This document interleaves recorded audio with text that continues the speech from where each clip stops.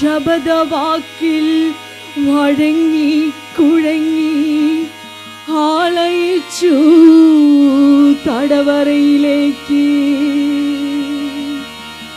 പിന്നെ സംഭവിച്ചതെന്ത്? അയ്യോ നോക്കൂ, ഭയങ്കരം ഭയാനകം. പോയവൻ തൻ കർത്തവ്യം നിർവഹിച്ചു വരുന്നിതാ. ഛേദിച്ചെടുത്ത യോഹന്നാൻ ശിരസ്സുമായി,